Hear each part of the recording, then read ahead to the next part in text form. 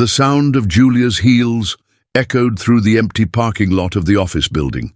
It was 8 o'clock at night, and she had just left her last meeting of the day, exhausted, but determined not to let the tension of the week show on. Her face, she carried with her the composure that so many praised, the firm walk of someone who knows what she wants, and the look of someone who rarely loses control. When he reached his car, he found a man standing next to the door. "Mrs. Julia, good evening. Good evening. Is everything okay?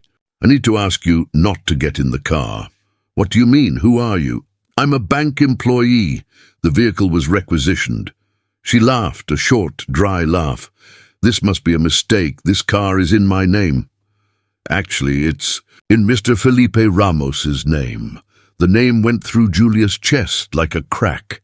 "My fiancé?" "Yes, ma'am, and he authorized the removal of the vehicle."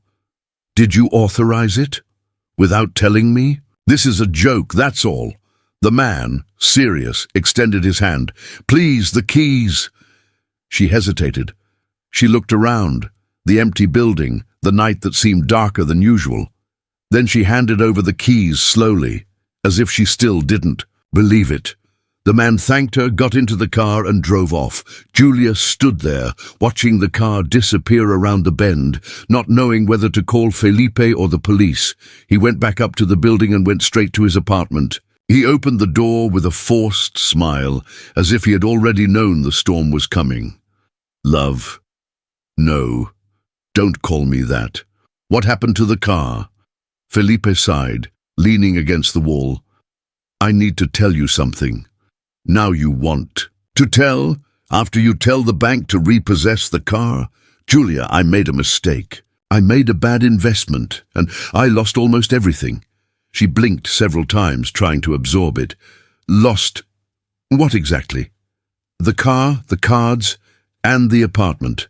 But we're still here for a while until the official transfer." She put her hand to her forehead. "Are you telling me there's nothing left?" "Only you." She laughed sarcastically. "How convenient. Julia, I know how this sounds, but I have a plan." "I don't want to hear your plans. You lied, you hid, you put my name in a ridiculous situation. I did it to protect you." "From what? From yourself?"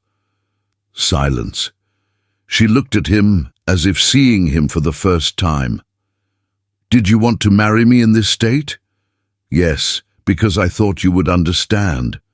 "I would have understood, Felipe, if you had been honest." He tried to get closer. "Please give me a chance." She stepped back. "I'm not the consolation prize for your emotional bankruptcy," and he left, slamming the door. 2 weeks later, Julia was sitting in the coffee shop at the business center, drinking a sugar-free coffee, looking out the window. Her cell phone rang. It was Alice, her friend and assistant. "Julia, there's a man here. He said you hired him." "I? His name is Marcos. He said he came to act." She frowned. "Let him in." Marcos entered, tall, well-dressed, with a sharp gaze. "Hello. You called me for a special role." Julia nodded, still not understanding why she was doing that. "I want you to pretend to be my fiancé." He didn't blink. "For how long?" "Long enough to make someone regret it." He smiled, understanding more than she cared to admit. "May I know who?" "Felipe Ramos." Marcos took a small diary out of his pocket. "This is going to be fun." And that's how the plan began. Marcos was charming, a natural actor. At social events he made a point of keeping his hand on her waist, his gaze passionate, his speech perfect. Julia pretended not to like it, but there was something about that game that made her come alive again. One night, after a company awards ceremony, they were in the car heading home. "You're going too far," she said. "You're paying me for this, but you don't need to be so convincing. Do you want him to be jealous or not?" She looked at him for a long time. "I just want to know if someone really loved me." "Maybe you're looking for love in the wrong place." She looked away, not knowing how to respond. The next day, Felipe showed up at the office. "I want to talk." She stood up with posture. "Now you want to talk? You're with that guy. What if I am?" "You were never like this." She approached, cold. "Neither do you." Philip remained silent. "You know, I didn't want to lose you. That's why I lied. And that's why he lost."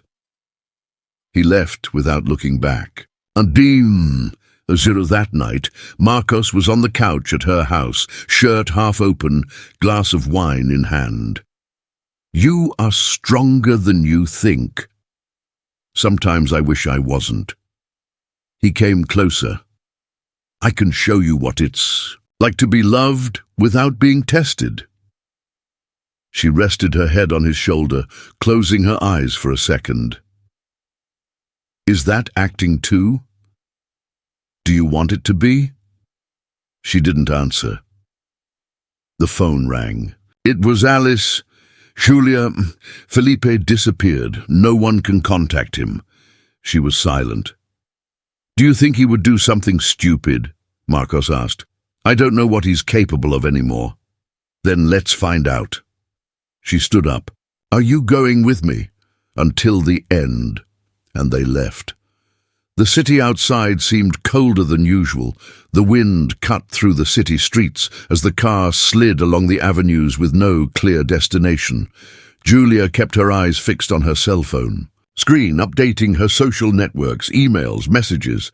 No news, no clues.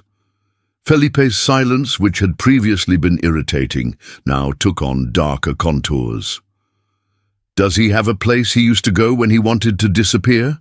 Marcos asked, his eyes fixed on the road. "He had a farm, inherited from his grandfather, but he sold it last year. After that, only a friend's apartment in Itanhaem, but I don't know if he still has contact." "What if he's just hiding, trying to get your attention?" She snorted. "It's quite possible. He's always had this need for control, but now he doesn't have it anymore." "Neither do you." She glanced at him. "And you think he wants to get me back?" "I think he's desperate, and desperate people do stupid things." Julia remained silent until suddenly her cell phone vibrated. A message, unknown number. She opened it with trembling hands. "I just wanted you to hear me out last time. I don't know if I deserve this, but if you can, I'm on the roof of the building where we had dinner on our anniversary. F." She read the message 3 times, her blood running cold. "Alto do Vale restaurant building. He's there." "Coverage? That area is closed at night. That's not good." Marcos turned around at the first possible intersection. Time seemed to be running out for them. They arrived at the old building, with brutalist architecture, silent and dark. The doorman was sleeping in the guardhouse, a newspaper on his chest. Julia pushed the door hard, without waiting for an explanation. The elevator took forever. On the roof, the door was ajar. A strong wind howled through the open space, where the city lights painted a sea of artificial stars.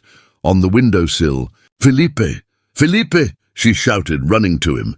He turned his face slowly. He was pale, his eyes sunken, and he had a beard. "I thought you wouldn't come." "Why are you doing this?" "Because I have nothing left.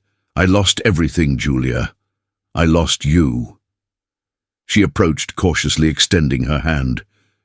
"You didn't lose me. You threw me away. There's a difference. I hate myself for this. But you are with that guy now." She looked at Marcos, who remained at a distance, attentive. "Marcos is my friend. And even if he wasn't, you have no right to do this to me. Like you." "Yes, because if you jump, I'll carry that image for the rest of my life. And you know how much I fight to keep everything under control." He began to cry, lowering his head. "It helps me." She grabbed him by the arms and pulled him back. He couldn't resist. He fell to his knees, crying. She stood there beside him, her hands shaking, her heart hammering in her chest. Marcos approached slowly and placed a coat over her shoulders. You did the right thing. He needs help. And you too. That night, Felipe was admitted to the hospital. Diagnosis: severe depression with self-destructive tendencies. Julia stayed by his side for the first few days, silent, firm, but distant. Her trust had really jumped off the ledge. As weeks passed, Julia went back to work, more serious than ever. Marcos came by often, sometimes for coffee, sometimes just for shared silence. He never forced anything, he was just there. On a cold Friday afternoon, she called him to go to the top of the same building where everything had happened. Marcos hesitated. He is sure. I want to close a cycle. They climbed up. The wind was lighter now and the sky was clear. She stopped in the same place where she had found Felipe. Do you believe in new beginnings? I believe so, but not with the same pieces. She nodded, looking down at the city below. I discovered that I loved someone who didn't exist, that I created a man in my mind. And now I need to learn to love someone real, with flaws, with a past, but true. Marcos looked her in the eyes. Was that for me? If you want it to be. He approached slowly and held her hand. So it is. There, high above the city, she felt for the first time in months that she could breathe without pain. It wasn't the end. It was the beginning of something new. No masks, no false promises, just the chance to try again with the one she chose, to stay with, even when it was no longer necessary to pretend. The sun was rising behind the tall buildings, bathing the city in a golden light that seemed to herald new times. Julia was sitting on the edge of the balcony with a cup of coffee in her hands and her eyes lost in the horizon. It had been exactly 1 year since that. Night on the roof, since the end of everything she thought was love, and the beginning of everything she had finally discovered as true. The cell phone vibrated on the table. A simple message. I'm already down here. Do you want to come? Down, or should I go up? She smiled and replied, Come on up, there's coffee. Minutes later, Marcos entered the apartment with his usual calm demeanor, suit a little disheveled, hair with that same carefree air that she had learned to love. He was carrying a bag with cheese bread and cakes still warm. I brought your vice. And you keep spoiling me like I'm a princess, she said, laughing. You are. You just haven't realized it yet. They sat at the table on the porch. The silence between them was not awkward. It was comfortable, full of meaning. Do you know what they asked me the other day? She said, after a sip of coffee. What? If I didn't regret everything I experienced with Felipe. Marcos looked at her, waiting. I said no, because all that brought me here. It made me stronger, more aware. And it made me understand what true love is. What is it? Love is being there, even when you are not the chosen one yet. Love is not wanting to save the other, but holding their hand while they learn to save themselves. It is not promising perfection, but promising presence. He nodded, his eyes shining silently. You know you can tell me when you're ready. I'm in no rush. She smiled, came closer and touched his face with her fingertips. I love you, Marcos. He closed his eyes for a moment, absorbing those words like someone listening to a song they've waited their whole life to hear. I love you too, Julia. A brief silence enveloped them. Then she stood up and walked over to a small box next to the chair. She handed it to him with slightly trembling hands. Open it. Inside, an envelope with a partnership agreement. His name next to hers. Are you kidding? No, I don't want anything just mine anymore.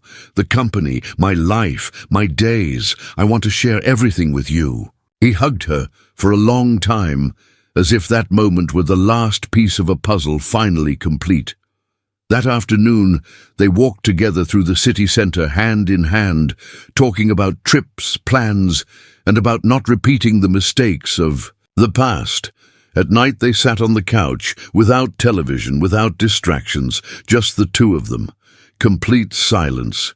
A peace that only comes when everything that needed to be said has already been said, and everything that needed to be felt is already there. Felipe, on the other hand, had followed his own path.